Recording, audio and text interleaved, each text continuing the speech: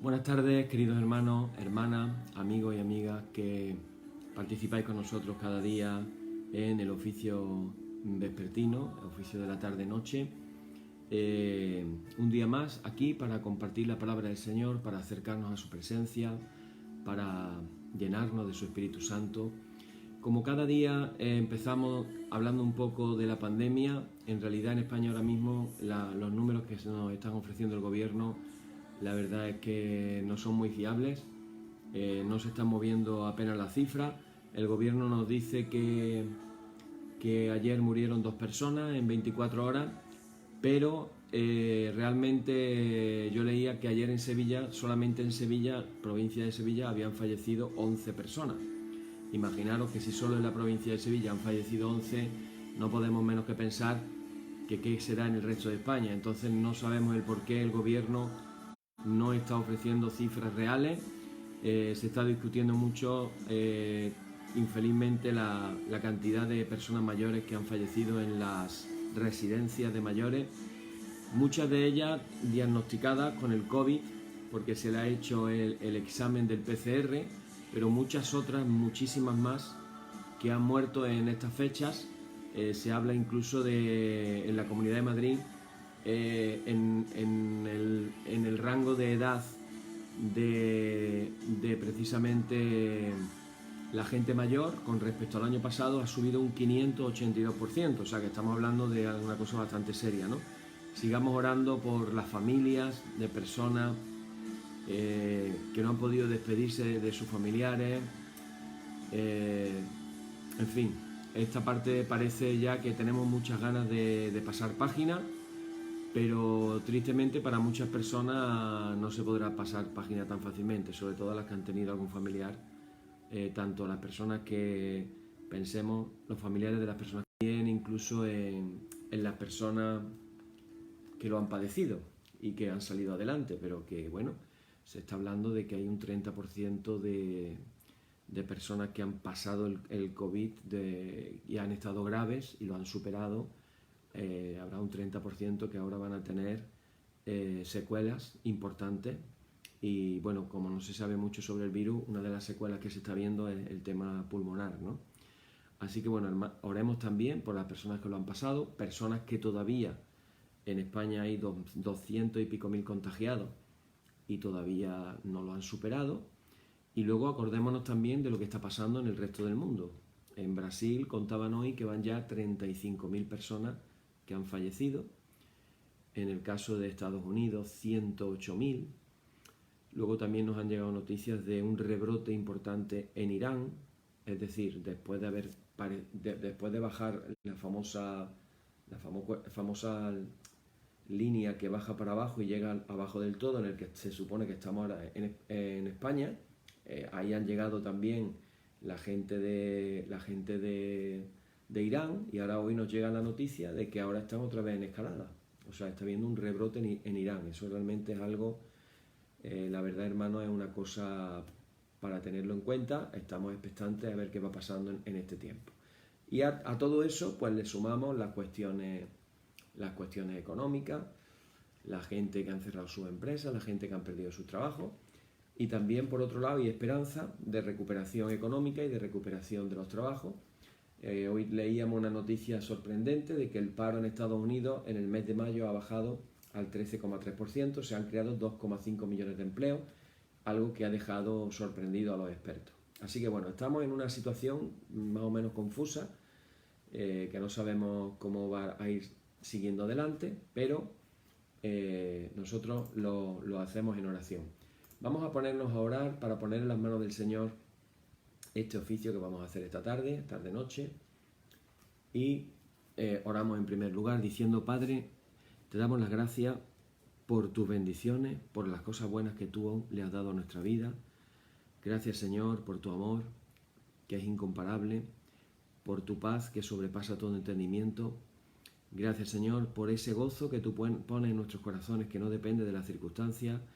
Gracias, Señor, porque tú has prometido que estarías con nosotros todos los días hasta el fin del mundo, y que en este momento que estamos haciendo este oficio vespertino, tu presencia pueda sentirse en los hogares de mis hermanos, de mis amigos que están uniéndose en el Espíritu para poder celebrar también este oficio con nosotros. Señor, te damos las gracias y te lo pedimos todo en el nombre de Jesús. Amén. Amén. Bueno, comentaros, hermanos, para los que os conectáis o veis el vídeo por primera vez, dos cositas rápidas antes de empezar. Una, esto lo estamos haciendo desde la parroquia de la Ascensión, que pertenece a la Comunión Anglicana, la Iglesia Española Reformada Episcopal desde España. Estamos en el sur de España, en Sevilla, y el que os habla es el reverendo Miguel Ángel Pino.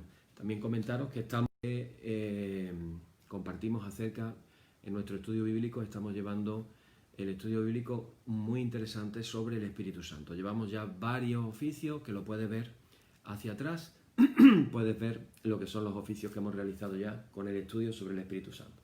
Bueno, dicho esto, comenzamos nuestro oficio diciendo: en el nombre de nuestro Señor Jesucristo, sea luz y paz. Amén. Desde el nacimiento del sol hasta donde se pone, sea alabado el nombre del Señor. Sea el nombre del Señor bendito desde ahora y para siempre. Oh Dios, cuyo nombre es bendito desde la salida del sol hasta su ocaso, llena de ciencia nuestros corazones y abre nuestros labios en tu alabanza, para que como eres bendito con el debido honor por todos los siglos, así seas alabado de oriente a occidente por todas las naciones. Amén. Por tu misericordia, oh Dios nuestro, que eres bendito y vives y gobiernas todas las cosas, por los siglos de los siglos. Amén. En nuestra liturgia decimos el número 4, que dice: las obras de las manos del Señor son verdad y juicio, fieles son todos sus mandamientos. Oíd el resumen que nuestro Divino Maestro ha hecho de los mandamientos de Dios. Amarás al Señor tu Dios con todo tu corazón y con toda tu alma y con toda tu mente.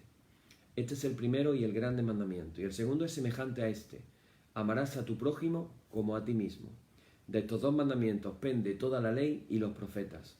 Y a nosotros, discípulos suyos, nos ha dado Jesús un mandamiento nuevo, diciendo: este es mi mandamiento, que os améis los unos a los otros como yo os he amado. Y en esto conocerán todos que sois mis discípulos, si tuviereis amor los unos con los otros. Ahora oramos todos juntos. Señor Jesucristo, sin cuya ayuda nada podemos hacer, capacítanos con tu gracia para que, llevando mucho fruto, demos gloria al Padre Celestial. Amén. Hermanos muy amados, reconociendo con sinceridad cuán lejos estamos de haber cumplido fielmente la voluntad del Señor, humillémonos en su presencia y con un corazón contrito confesemos todas nuestras faltas y transgresiones, seguros de que Él oirá nuestra súplica. No es casualidad, hermano, que antes de hacer esta oración hemos leído los tres mandamientos más importantes. Primero, cuando le preguntaron a Jesús que cuáles eran los mandamientos de la ley, Él hizo el resumen y dijo: amarás al Señor tu Dios con todo tu corazón, con toda tu alma y con toda tu mente. Tenemos que preguntarnos, los que seguimos al Señor, los que somos discípulos de Jesús, los que creemos en Dios, ¿estamos cumpliendo ese mandamiento de amar a Dios por encima de todas las cosas, con todo nuestro corazón, con toda nuestra alma, con toda nuestra mente? Y luego dice, el segundo es semejante: amarás a tu prójimo como a ti mismo. Una manera muy, muy interesante de pensar quién es nuestro prójimo es cambiar la J por la X. Recordar que en el castellano tenemos esa discusión acerca de México o México. ¿Cómo se escribe? ¿México o México? Bueno, en el castellano antiguo venía la X, México, castellano antiguo. En el moderno aparece la J, México. Por eso decimos prójimo, pero en el castellano antiguo era próximo. Entonces, si tú cambias la X por la J, mira lo que cambia el sentido del mandamiento. Amarás a tu próximo como a ti mismo. ¿Cuántos próximos hay a ti? Si eres una persona casada, tu esposa, tu esposo. Si tienes hijos, tus hijos. Si vives en una comunidad que hay vecinos, tus vecinos. Tus compañeros de trabajo, tus compañeros del colegio. La gente próxima a ti es el mandamiento de amarla como a ti mismo. La pregunta es, ¿lo estamos haciendo? ¿Estamos amando a nuestros próximos como a nosotros mismos? Por eso decimos esos mandamientos. Y luego a nivel de la congregación, ¿nos estamos amando los unos a los otros como Jesús nos amó? Como Él se entregó a sí mismo, como Él nos amó a nosotros.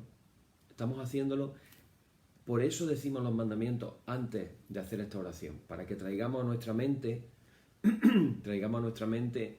en qué estamos fallando a Dios. Y una manera de recordarlo es cuando recordamos esos mandamientos importantes y trascendentales. Bueno, dicho esto, ahora sí, decimos todos juntos la oración diciendo: Padre omnipotente y misericordioso, la confusión y la vergüenza no nos deja levantar nuestro rostro en tu presencia. Por eso, con humildad y dolor de corazón, confesamos que nos hemos desviado de tu sendero y como ovejas perdidas hemos andado descarriados fuera de tus caminos. Hemos seguido desordenadamente las intenciones y deseos de nuestro propio corazón, hemos roto tus santos mandamientos, además de no hacer lo que debíamos, hemos hecho lo que no estaba bien hacer.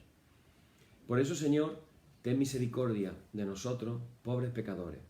Perdona, oh Dios, a los que confiesan sus culpas, restaura a los que se arrepienten, según tus promesas declaradas a toda la humanidad, en Jesucristo nuestro Señor. Amén.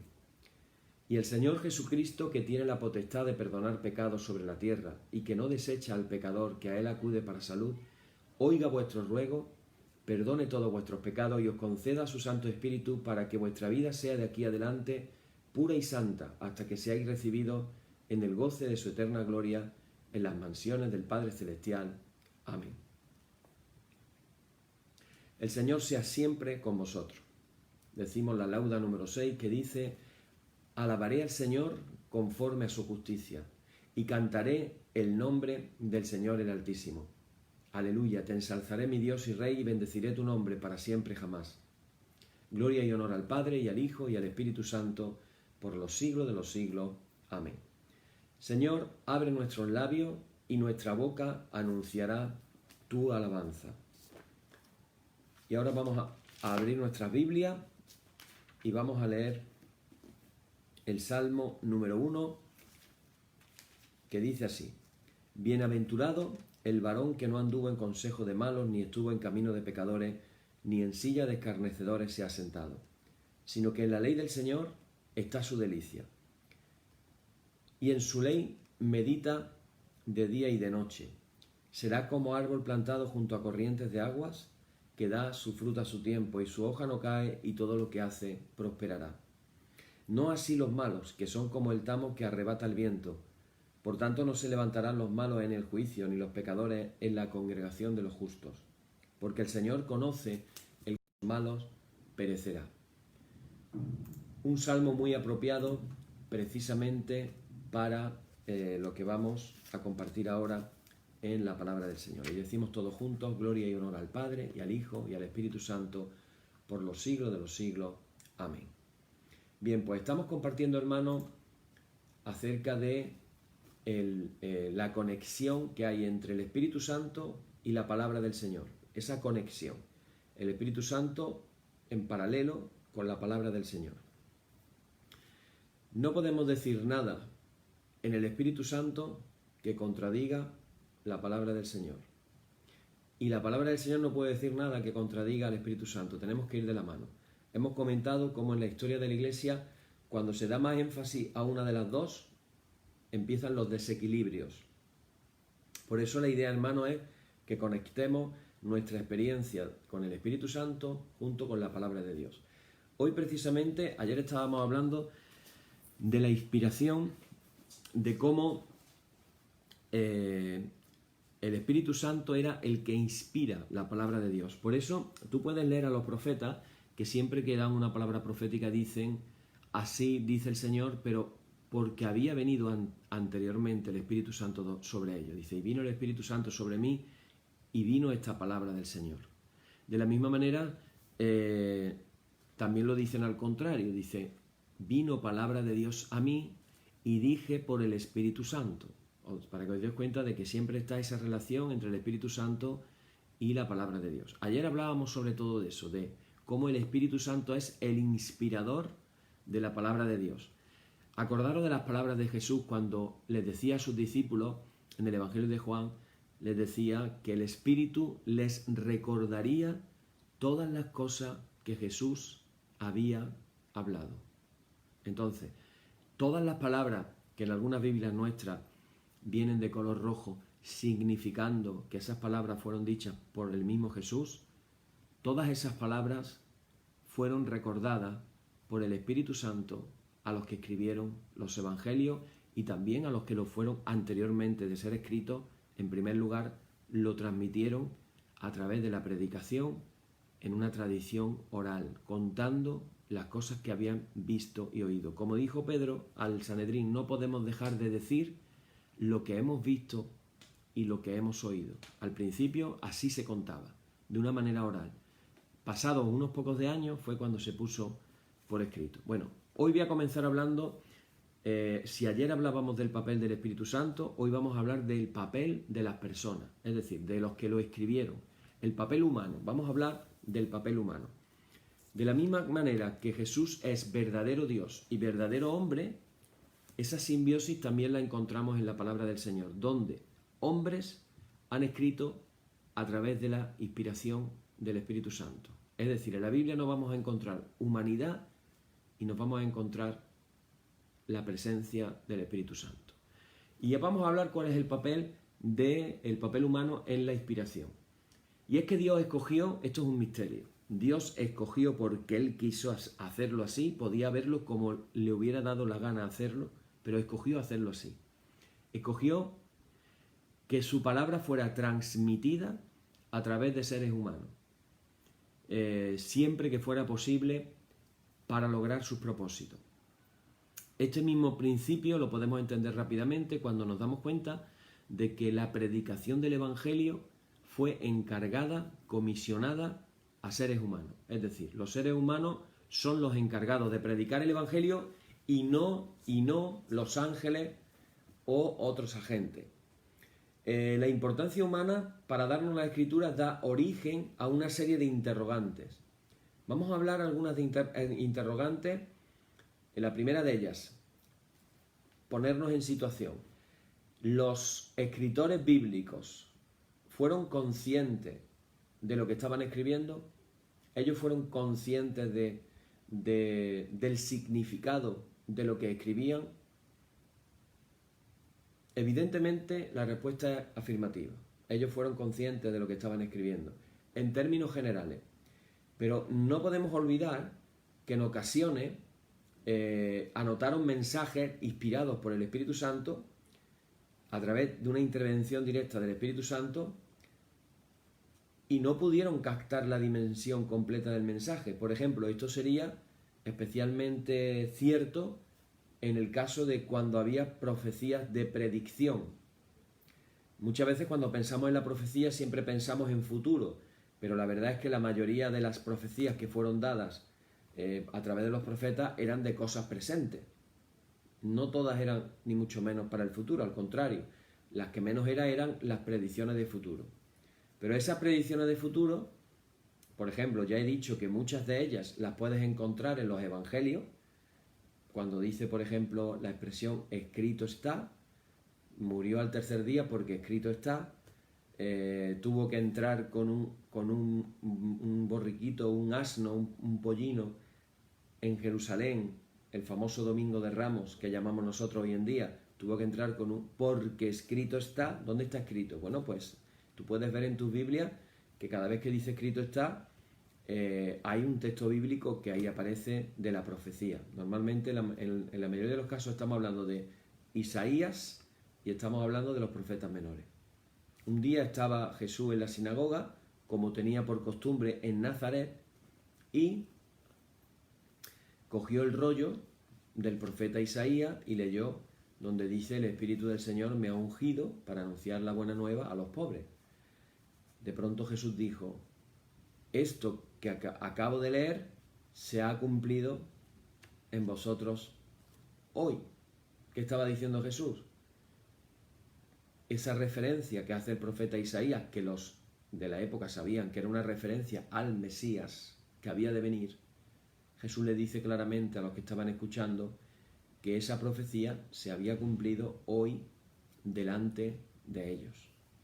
Esa es una profecía del libro de Isaías. Claro, cuando Isaías la escribió 400 años antes, podía tener un entendimiento, alguna luz, pero evidentemente el entendimiento completo es cuando la profecía se cumple.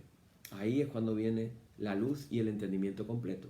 Bueno, pues tú puedes ver a lo largo de los evangelios, en muchas de esas profecías, que eran profecías de predicción cumplidas, por ejemplo, en Jesucristo, entre otras cosas. Vale, ¿se dieron cuenta? Bueno, claro que se dieron cuenta de muchas cosas, eran muy conscientes de muchas cosas.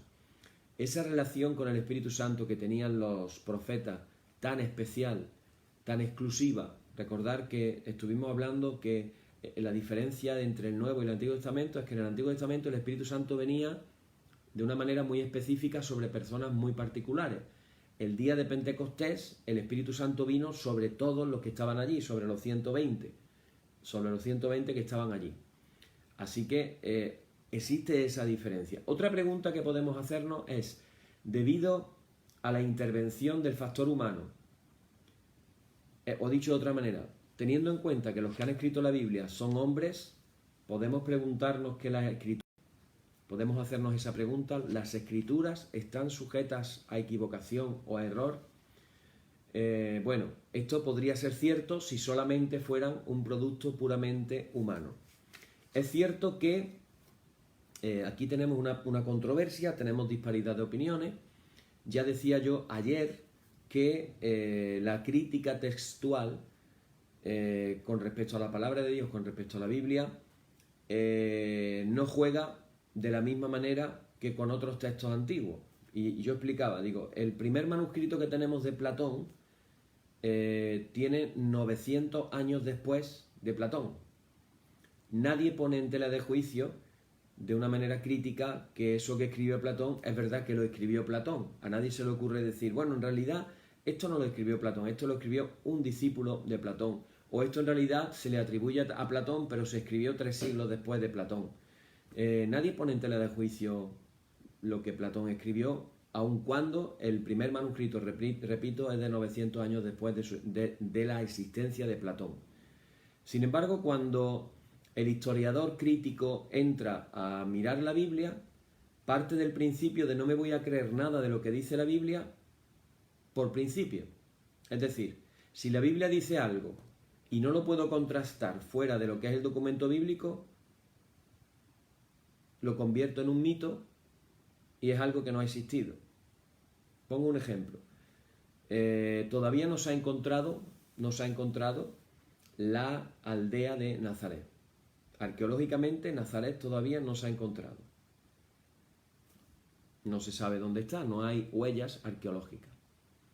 Como no hay huellas arqueológicas de Nazaret, este pasaje que yo acabo de decir, que en Nazaret había una sinagoga, pues como no se ha encontrado sinagoga, pues se duda de que la existencia de Nazaret y por supuesto se duda de la existencia de la sinagoga. Y yendo un poquito más lejos, hasta se duda, los historiadores modernos hasta llegan a afirmar que a lo mejor Jesús no sabía leer. Entonces, claro, si dudamos de la existencia de Nazaret, si dudamos de que allí había una sinagoga y dudamos de que Jesús sabía leer, ¿qué valor le podemos dar a Lucas capítulo 4? Tú piénsalo. Y no solamente eso, sino que entonces, ¿qué respeto podemos tener ante un texto que a lo mejor ha sido una invención de los escritores evangélicos en muchas de sus partes?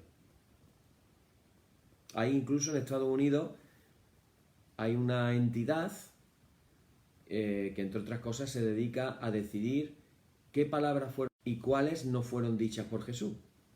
Se llama el Jesus Seminar, el seminario de Jesús. Supuestamente formado por una cantidad de expertos X. Cuando analizan los expertos, resulta que ya no son tan expertos. Pero ellos tienen un sistema infalible. Cuando hay una frase del Evangelio que ellos dudan de que Jesús la pudiera haber dicho, hacen una votación democrática. Entonces, dependiendo de la votación democrática, ellos deciden que esa frase no la dijo Jesús.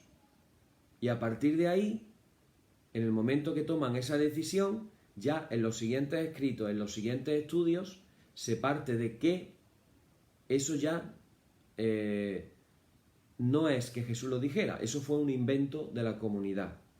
Digo esto, hermanos, porque si entramos por ese camino, un camino en el cual se habla de posibilidades. Este es el lenguaje de la teología liberal, posibilidades. Posiblemente, y ahora lanzo el argumento, pero la siguiente vez que me vuelvo a referir del argumento, ya no digo posiblemente, ya he aceptado el argumento como que fuera una verdad, cuando realmente es una hipótesis o una teoría.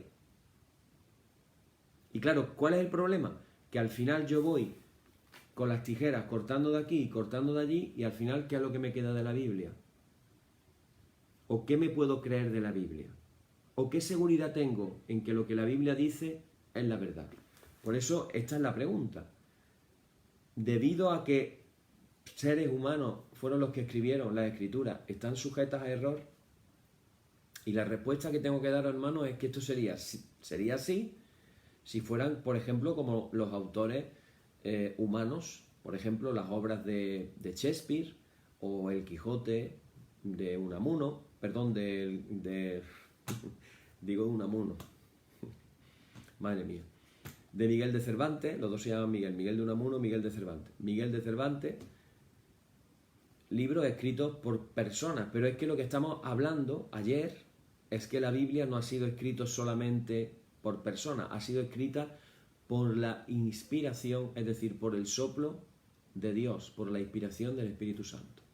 Y aquí es donde, por ejemplo, leemos afirmaciones como la que decíamos ayer en Hechos capítulo 1, versículo 16, cuando dice Pedro, San Pedro, dice que por boca de David había predicho el Espíritu Santo. Por boca de David había predicho el Espíritu Santo. Y hace referencia a un salmo de David. Entonces, en ese salmo de David, pues nos damos cuenta de que finalmente el Espíritu Santo es quien ha escrito de manera final la Escritura. El Espíritu Santo es el que ha guiado a los autores bíblicos para que ellos seleccionen el material y las palabras que ellos no podrían haber anotado como algo erróneo. Ahí tenemos, por ejemplo, cuando tú lees el comienzo del libro del Evangelio de Lucas. Lucas fue escrito de una manera personal a un tal Teófilo, excelentísimo Teófilo. Mira cómo empieza el Evangelio de Lucas. Dice, puesto que ya muchos han tratado de poner en orden la historia de las cosas que entre nosotros han sido ciertísimas, tal como nos la enseñaron los que desde el principio lo vieron con sus ojos y fueron ministros de la palabra, me ha parecido también a mí, después de haber investigado con diligencia todas las cosas desde su origen, escribírtelas por orden, oh excelentísimo Teófilo, para que conozcas bien la verdad de las cosas en las cuales has sido instruido. Hay una investigación humana, pero finalmente, aunque hay esa investigación humana, ese trabajo humano, ese componente humano, y podemos distinguir el estilo de Lucas, su forma de escribir, y podemos distinguirlo del Evangelio de Mateo, finalmente la inspiración de la selección del material y de las palabras que se utilizan han sido inspiradas por el Espíritu Santo. Y esto nos lleva a la tercera pregunta. ¿Eso quiere decir que el Espíritu Santo está despojando a los autores bíblicos de su libre albedrío y de su individualidad o personalidad? Pues nos vamos a dar cuenta de que no, porque eso hubiera significado copiar palabra por palabra. Es decir, una inspiración de copiar al dictado. El Espíritu Santo está dictando y tú estás copiando palabra por palabra, pero no ha sido así la inspiración divina. Por eso encontramos en la Biblia diferentes estilos literarios, por eso decimos esto tiene el estilo de Pablo, esta era la manera de hablar de Pablo, y también un vocabulario típico entre los autores bíblicos, lo cual nos indica que ellos tuvieron la libertad para expresarse con su propia individualidad, con su propio estilo, y algo que, como digo, le distinguía. Pero si en algún punto podía existir la posibilidad de error, el Espíritu Santo estaba presente y activo para corregir su pensamiento. Bueno, y esto nos lleva a la última pregunta. La última pregunta es: ¿por qué es tan importante tener una Biblia sin errores? Pues sencillamente porque si la Biblia fuera, como están pretendiendo los teólogos actuales, modernos, o en el siglo XIX los teólogos liberales con sus teorías y sus proposiciones, si la Biblia tuviera una mezcla de verdad y error, entonces tendríamos que tratar de decidir por nosotros mismos qué es lo que está pasando, lo que habría de reconocerse como de origen divino o rechazarse por contener una mezcla de errores humanos. Y por último, si el hombre no ha recibido de lo alto una norma exacta, ¿cómo podemos distinguir entre lo que es divino y lo que es humano? Cuando aparece algo que, digo, tiene apariencia de error no quiero decir que sea un error, sino que tiene la apariencia de error, yo he descubierto que en la Biblia hay enseñanzas ocultas, profundas, cuando aparentemente se nos muestra algo que no tiene lógica. En el Antiguo Testamento, cuando estábamos haciendo los estudios acerca de las matriarcas, recordar la manera en que en el hebreo se expresa los años que vivió Sara. Es una manera de expresarlo extraña. Pero cuando luego tú ves la interpretación de un porqué o diferentes posibilidades de por qué pudo expresarse de esa manera, y no dijo que vivió 127 años, sino que dijo vivió 100 años en singular, 20 años en singular, y luego dice 7 años en plural. Cuando tú ves eso, tú dices, aquí hay un error, esto está mal escrito. Sin embargo, hay una enseñanza detrás de todo eso. Entonces, en el judaísmo, cuando se encuentra algo aparentemente erróneo, extraño o que no tiene lógica humana, ellos siempre tienen un principio hermenéutico, un principio de interpretación, que es que donde hay algo que parece un error, está escondido una verdad más profunda que hay que descubrir. Mira la diferencia. Cuando los historiadores modernos, los exégetas modernos, encuentran algo que en apariencia es un error, pues sencillamente hablan de los errores que existen en la Biblia. Si a eso le añadimos la increencia en lo sobrenatural, pues sencillamente las profecías que fueron predichas pierden completamente su valor, porque yo no puedo creer en la predicción 5 siglos antes, 4 siglos antes, 7 siglos antes, como es el caso del profeta Malaquías. 7 siglos antes de Jesús ya dijo cosas acerca de Jesús. Pero si yo no creo en lo sobrenatural, yo no creo que Dios interviene inspirando lo que estas personas escribieron, sino que estas personas sencillamente escribieron historias, pues evidentemente la Biblia pierde, para mí personalmente pierde completamente su valor, y estamos con los pies en arenas movedizas que cuando nos damos cuenta nos tragan y nos hacen perder la fe totalmente. Ese es mi consejo. Cientos de veces en el Antiguo Testamento los autores dicen que están dando el mensaje de Dios, no el suyo. No el suyo. Vamos a leer algunos pasajes. Vamos a leer algunos pasajes, por ejemplo, el primero de ellos lo vamos a leer, por si quieres copiar, en Deuteronomio capítulo 4. Deuteronomio capítulo 4, versículo 2, dice lo siguiente. Fijaros. Dice, no añadiréis a la palabra que yo os mando, ni disminuiréis de ella, para que guardéis los mandamientos del Señor y vuestro Dios que yo os ordeno. No añadiréis a la palabra que yo os mando. No añadiréis a la palabra que yo os mando. Bueno, algo muy importante. La Biblia en hebreo no la tenemos completa hasta el siglo VIII. Es decir, el manuscrito más antiguo que teníamos de la Biblia en hebreo, que es la Biblia ya con anotaciones, la Biblia masorética, el primer pergamino que tenemos es del siglo VIII después de Cristo. Y luego tenemos la Biblia en griego, que tenemos pergaminos más antiguos. Es decir, tenemos pergaminos más antiguos de la Biblia en griego que de la Biblia en hebreo. Pero ¿cómo se escribió la Biblia? ¿Cuál es el original? En hebreo. Pero fijaros qué cosa. Cuando en el siglo XX se encuentran los famosos manuscritos de Qumrán, Uno de ellos, precisamente, era el rollo de Isaías. El rollo de Isaías escrito, en los primeros siglos, primer siglo después de Cristo. No estoy seguro ahora si es el primer siglo después de Cristo o 2 siglos antes de Cristo. En hebreo, cogen el rollo de Isaías, lo comparan con el del siglo VIII y ¿qué se encuentran? Que la similitud es de casi un 99%. Eso, que la seriedad en cómo se ha ido transcribiendo generación tras generación lo que es la Biblia está muy pendiente de estas palabras de Moisés. No añadiréis a la palabra que yo os mando.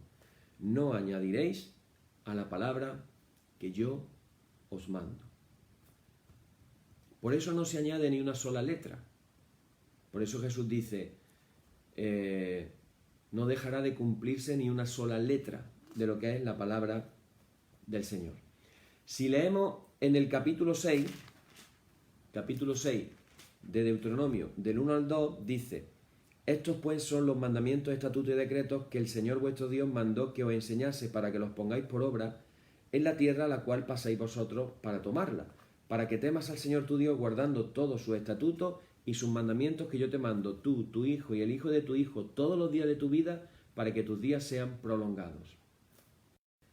Los mandamientos, estatutos y decretos que el Señor vuestro Dios mandó que os enseñase. ¿Quién es el que mandó? ¿Quién es el que habló? Dios. No es Moisés el que habló, fue Dios el que habló. En el capítulo 12 también de Deuteronomio, dice en el versículo 32, 12 versículo 32, lo leo ahora mismo, dice lo siguiente, dice, cuidarás de hacer todo lo que yo te mando, no añadirás a ello, ni de ello quitarás. ¿Cuál es la idea? No se puede ni añadir, ni se puede quitar. Esta es la seriedad que se le da a la palabra de Dios. Si luego nos vamos, por ejemplo, a los salmos, en los salmos podemos encontrar un montón de versículos también. En el Salmo 19, versículo 7, fijaros lo que dice, la ley del Señor es perfecta, que convierte el alma. Dice el salmista, la ley del Señor es perfecta, que convierte el alma. Fijaros lo que dice un salmo que está catalogado como el salmo más largo, bueno, en realidad el capítulo más largo de la Biblia, el Salmo 119. Salmo 119 dice muchas cosas acerca de lo que es la ley. Si empezamos, por ejemplo, en el versículo 42, Salmo 119, 42. Fijaros lo que dice. Dice, y daré por respuesta a mi avergonzador que en tu palabra he confiado. Se nos llama a confiar en la palabra del Señor. Lo contrario que produce cuando se hace el estudio y se empieza a delimitar esto sí, esto no, esto sí. Eso crea desasosiego y crea desconfianza. Crea como decir, al final, ¿qué me puedo creer? Si nada es cierto, ¿qué me puedo creer? Pero mira lo que dice el salmista. En tu palabra he confiado. De ahí nos vamos al versículo 96. En el 96 dice lo siguiente. Dice, a toda perfección he visto fin. Amplio sobremanera es tu mandamiento.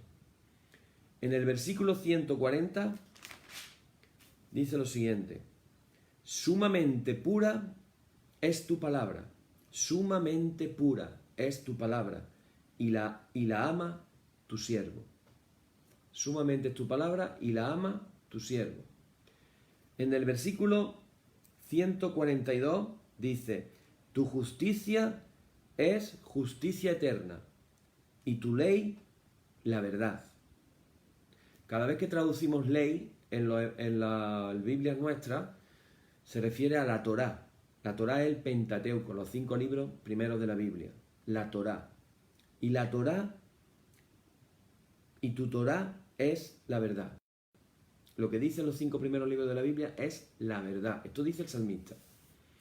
Por todas partes uno va a hallar expresiones típicas como cuando dice, así dice el Señor. O la palabra del Señor vino. diciendo, como vemos, ya hemos dicho en los profetas. Esto lo que nos indica básicamente es que estos mensajes vinieron directamente de Dios y estaban libres de errores. No hay errores. Cristo también atestiguó la completa exactitud y también esa libertad de errores de las Escrituras en pasajes tales como, vamos a ver lo que dice en Mateo, Evangelio de Mateo, un pasaje muy famoso que no lo sabemos algunos de memoria, pero que tenemos que reflexionar qué está diciendo Jesús. Porque claro, Jesús en el capítulo 5, versículo 18, fijaros lo que dice. Dice, porque de cierto os digo, estamos en el Sermón de la Montaña, que hasta que pasen el cielo y la tierra, ni una jota, ni una tilde pasará de la ley, hasta que todo se haya cumplido. Se está refiriendo a los dos tipos de letra más pequeñitos del hebreo. En realidad, esto es una traducción al castellano y se habla de una jota y una tilde. Pero en realidad no son esas letras, son otras letras en hebreo y son las letras más pequeñitas. Las más pequeñitas.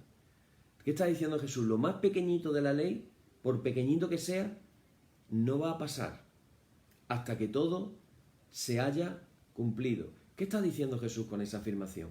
Está diciendo que todo el Antiguo Testamento, toda la palabra de Dios, la ley, la Torá, no va a pasar hasta que todo se haya cumplido. Eso lo está diciendo Jesús. Pensemos y reflexionemos qué es lo que dice, las cosas que dice Jesús, porque claro, algunos podemos decir, bueno, pero es que eso lo dicen los profetas en el Antiguo Testamento, eso es del Antiguo Testamento. Bueno, en el Nuevo también, Jesús dice en el Evangelio de Juan, capítulo 10, versículo 35, dice, si llamó dioses a aquellos a quienes vino la palabra de Dios y la escritura con mayúscula, no puede ser quebrantada. La escritura no puede ser quebrantada. ¿A qué se está refiriendo Jesús con la escritura? Se está refiriendo evidentemente a toda la escritura, lo que en hebreo sería el Tanaj, el Antiguo Testamento. Es decir, la Torá, el Pentateuco, los libros proféticos y los libros históricos. También hablamos de la iluminación. ¿Qué es la iluminación? Tenemos que distinguir entre iluminación e inspiración. Iluminación es la actividad del Espíritu Santo en la mente y el espíritu de una persona que la capacita para comprender la verdad espiritual. Recordar que dijimos, el que no naciere, lo dijo Jesús, el que no naciere de agua y del Espíritu no puede ver el reino de Dios. El que no naciere de nuevo no puede ver el reino de Dios. Las cosas de Dios se pueden ver cuando estamos capacitados espiritualmente para verlas. Cualquiera no las puede ver. Por eso te puedes encontrar, curiosamente, te puedes encontrar teólogos que son ateos. Se dedican a la profesión de ser teólogos, pero son ateos, no creen en Dios. E inclusive hay algunos ateos que hasta se podría dudar, hay algunos teólogos cristianos que hasta podríamos dudar si realmente son cristianos o no, porque evidentemente se han enfrentado a la verdad espiritual sin tener esa iluminación que el Espíritu Santo es el único que lo puede dar. El Espíritu Santo es el autor y el agente, hemos dicho ya, de las Escrituras. Pero también el Espíritu Santo es el intérprete de las Escrituras. Necesitamos de un intérprete divino para entender las Escrituras. Por eso, hermano, hay personas que simplemente, y yo, esto es una cosa que defiendo, una persona leyendo la Escritura con una actitud de humildad y de dependencia de Dios, Dios te puede hablar a través de lo que tú lees. Dios puede traer iluminación, puede traer revelación de la verdad espiritual a tu vida. Y podemos ir a la Biblia con el mayor de los conocimientos humanos y no captar la verdad espiritual, porque no lo estamos haciendo de la manera correcta. Necesitamos las dos cosas. Lo ideal es ir con los conocimientos humanos. Por ejemplo, se me ocurre tener conocimientos de historia, tener conocimientos de los idiomas primeros, tener conocimientos de teología, de exégesis, etcétera. Cuanto más conocimiento mejor, pero si no le añadimos la interpretación que el Espíritu Santo da de las cosas, pues evidentemente no vamos a descubrir muchas verdades espirituales que se encuentran escondidas en la palabra del Señor. En algunos casos, como decía Pedro, no es de fácil interpretación. Decía, las epístolas de Pablo no son de fácil interpretación. No quiere decir que sean que estén erróneas.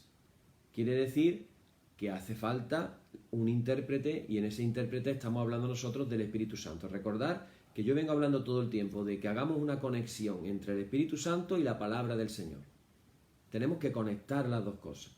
Si logramos conectar las dos cosas en nuestra vida, es, digamos, la manera ideal de desarrollar nuestra vida cristiana. Como repito, si la persona está separada de la gracia divina salvadora, la Biblia dice en 2 Corintios capítulo 4, versículo 4, lo siguiente. Fijaros lo que dice. Dice, pero si nuestro evangelio, esto lo está diciendo Pablo, está aún encubierto entre los que se pierden, está encubierto. Entre los que se pierden, está encubierto. En los cuales, ¿en quiénes? En los que se pierden. En los que se pierden, en los cuales el Dios de este siglo, fijaros lo que hace el Dios de este siglo, cegó el entendimiento de los incrédulos. El Dios de este siglo ha cegado el entendimiento de los incrédulos. ¿Para qué? Para que no les resplandezca la luz del Evangelio de la gloria de Cristo, el cual es la imagen de Dios. Es decir, si estamos en una situación de no haber recibido el Evangelio, o en la situación que Pablo habla, Pablo lo clasifica como los perdidos y los incrédulos. Recordad que se habla de la oveja perdida, pero la oveja ya está en el rebaño.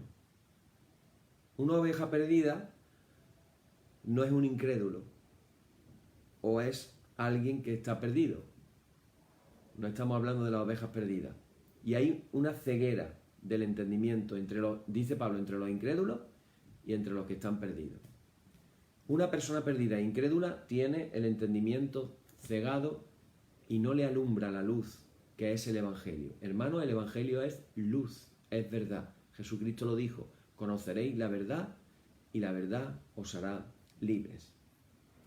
Solo después de haber sucedido en nosotros el nuevo nacimiento es que se abren los ojos espirituales a las verdades de Dios. Pablo lo dice también en 1 Corintios capítulo 2, versículo 14. No lo digo yo, lo dice Pablo. Dice, pero el hombre natural no percibe las cosas que son del Espíritu. Repito, el hombre natural no percibe las cosas que son del Espíritu de Dios. ¿Por qué? Porque para él, para el hombre natural, son locura y no las puede entender. Las cosas del Espíritu no las puede entender el hombre natural. ¿Por qué? Porque las cosas del Espíritu se han de discernir espiritualmente. Entonces Pablo está hablando de hombre natural y luego en el siguiente versículo dice, en cambio el espiritual, o sea, hay hombre natural y hay hombre espiritual. Juzga todas las cosas, pero él no es juzgado de nadie, porque ¿quién conoció la mente del Señor? ¿Quién le instruirá? Y ahora dice que una frase que es una frase, tremenda frase de Pablo, mas nosotros tenemos la mente de Cristo. Nosotros tenemos la mente de Cristo. Yo quiero que tú te lo preguntes, lo hemos dicho varias veces este versículo. Tú tienes la mente de Cristo. Yo me tengo que preguntar, ¿yo tengo la mente de Cristo? Entonces, fíjate lo que dice Pablo también en 2 Corintios capítulo 3. 2 Corintios capítulo 3, versículo del 14 al 18. Fijaros lo que dice. Dice, pero el entendimiento de ellos se embotó. El entendimiento de ellos se embotó. Se está refiriendo a los judíos, al pueblo de Israel, los cuales vieron cómo Moisés tuvo que ponerse un velo sobre su rostro. Y sigue diciendo Pablo, el entendimiento de ellos se embotó porque hasta el día de hoy, cuando leen el Antiguo Pacto, les queda el mismo velo no descubierto, el cual por Cristo es quitado. Y aún hasta el día de hoy, cuando se lee a Moisés, el velo está puesto sobre el corazón de ellos. Pero cuando se conviertan al Señor, el velo se quitará. Cuando se conviertan al Señor, el velo se quitará.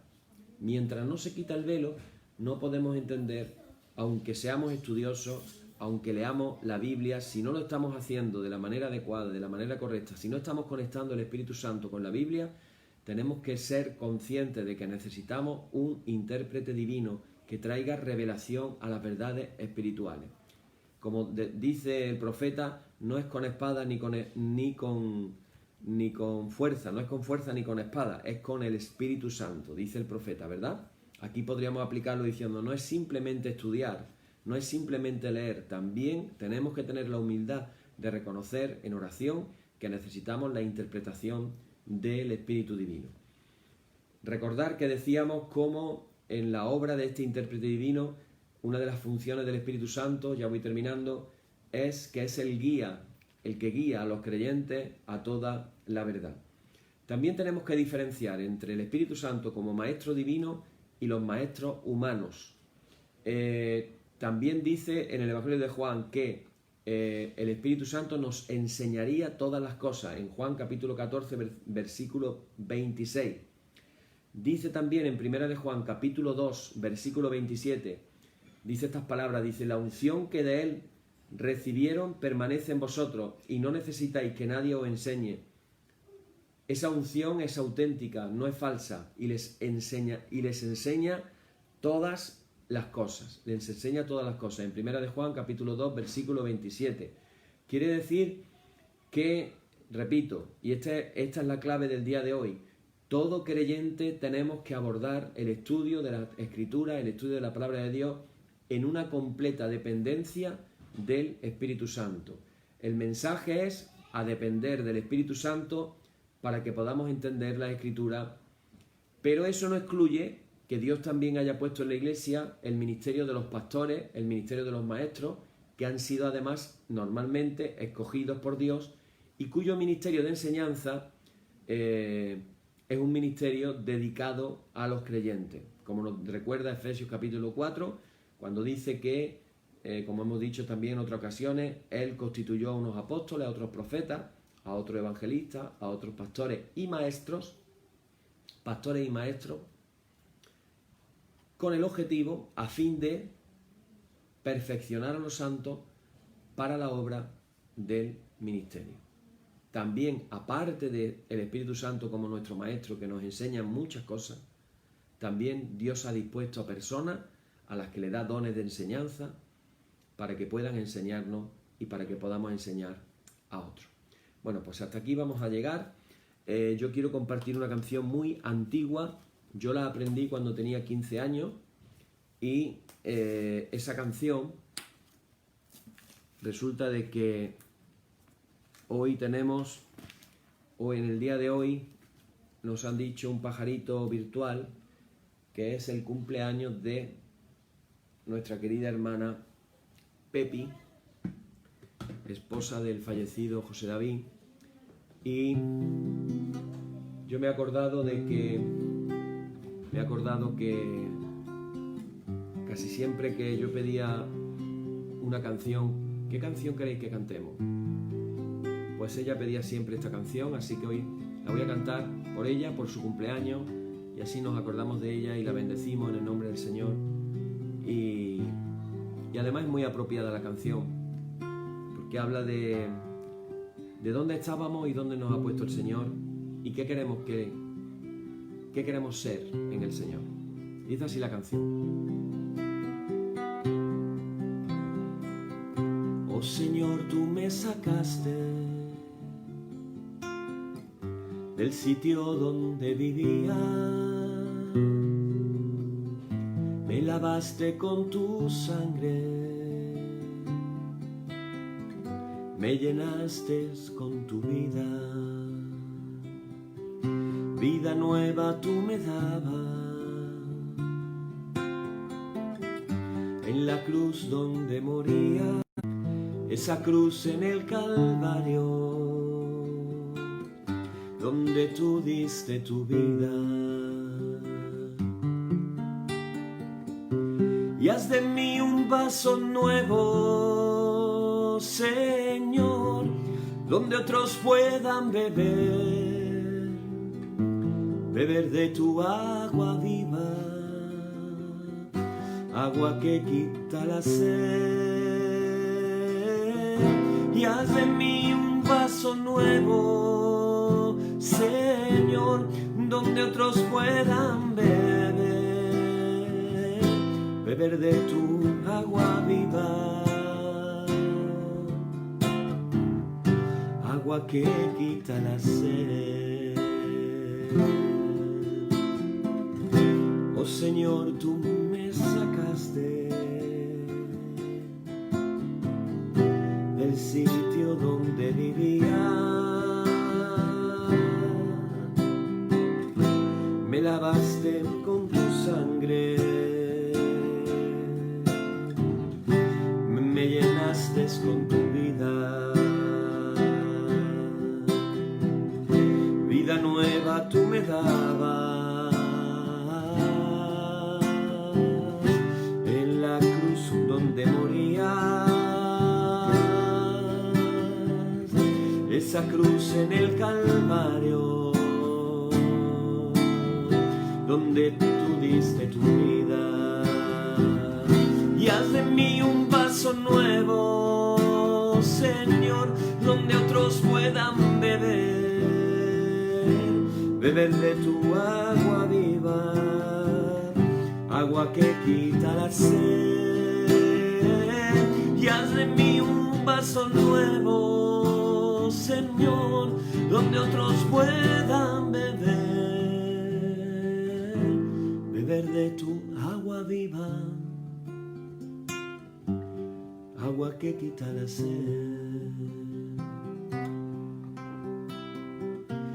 Y haz de mí un vaso nuevo, Señor, donde otros puedan beber,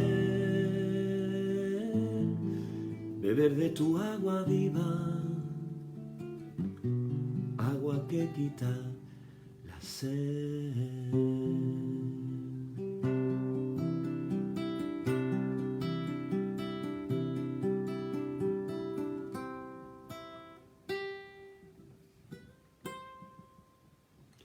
Amén. Que el Señor haga de nosotros un vaso nuevo donde otros puedan beber. Seguimos con nuestro oficio diciendo: oh Señor, santifícanos en tu verdad, tu palabra es la verdad. Amén. Y decimos todos juntos ahora: Señor, ten misericordia de nosotros. Cristo, ten misericordia de nosotros. Señor, ten misericordia de nosotros. Padre nuestro que estás en los cielos, santificado sea tu nombre. Venga tu reino, hágase tu voluntad como en el cielo, así también en la tierra. El pan nuestro de cada día danosle hoy, y perdónanos nuestras deudas, así como nosotros perdonamos a nuestros deudores, y no nos dejes caer en la tentación, mas líbranos del mal. Amén. Señor, muéstranos tu misericordia y danos tu salud, llena a tus ministros de virtudes y da alegría a tu pueblo escogido. Acuérdate siempre de esta congregación que tú has poseído desde el principio. Oh Dios, purifica nuestros corazones y no quites de nosotros tu Santo Espíritu. Por tu misericordia, oh Dios nuestro, que eres bendito y vives y gobiernas todas las cosas por los siglos de los siglos. Amén. Por la tarde, de mañana y al mediodía, justo es, oh Señor, que te alabemos.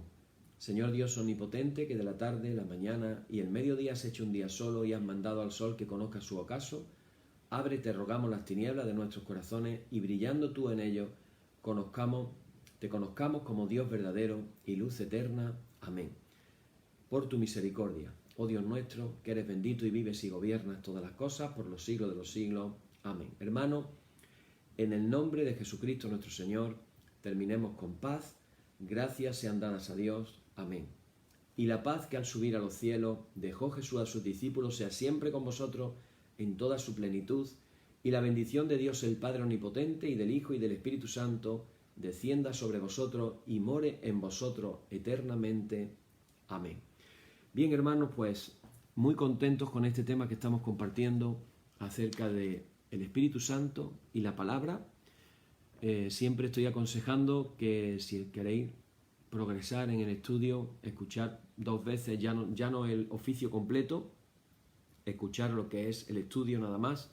Así, si habéis tomado algún apunte, alguna nota, habéis apuntado algún texto bíblico, podéis reforzar los apuntes que habéis tomado. Y también os digo que como estamos haciendo siempre los estudios muy densos, siempre cuando lo vuelvas a escuchar, seguro que vas a darte cuenta de algún detalle que antes no te diste cuenta y ahora lo vuelves a ver. Y realmente estamos diciendo, hermanos, cosas muy, muy profundas, muy hermosas, muy bonitas, y sobre todo con el objetivo principal de que desarrolles. Primero compartíamos acerca de quién es Dios, con el objetivo de que cuando conocemos a alguien mejor, lo amamos más. Así que cuando conocemos a Dios más, tú lo vas a amar más. Ese es el objetivo. Ahora, cuando estamos hablando del Espíritu Santo y estamos hablando de la conexión que tiene con la palabra del Señor, en la medida en que conocemos mejor todo esto, vamos a desarrollar un amor mayor tanto por el Espíritu Santo como por la palabra de Dios. Hoy de verdad que el estudio ha sido realmente hermoso y ojalá que lo podamos poner en práctica y con humildad hablar a Dios y decirle: Señor, lléname con tu Espíritu Santo y dame hambre y sed de tu palabra.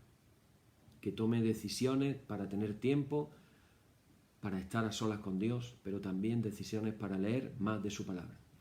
Que llenemos nuestros corazones del Espíritu Santo y de la palabra del Señor. Porque como dijo Jesús, con esto termino, porque de la abundancia del corazón habla la boca. Que se nos llene el corazón del Espíritu Santo y de la palabra de Dios. Y eso significa llenarnos de fe y de esperanza. Amén. Que el Señor os bendiga. Mañana nos encontramos aquí un día más para celebrar nuestro oficio vespertino. Que el Señor os bendiga mucho y que la presencia de Dios os esté acompañando todo el tiempo. Amén.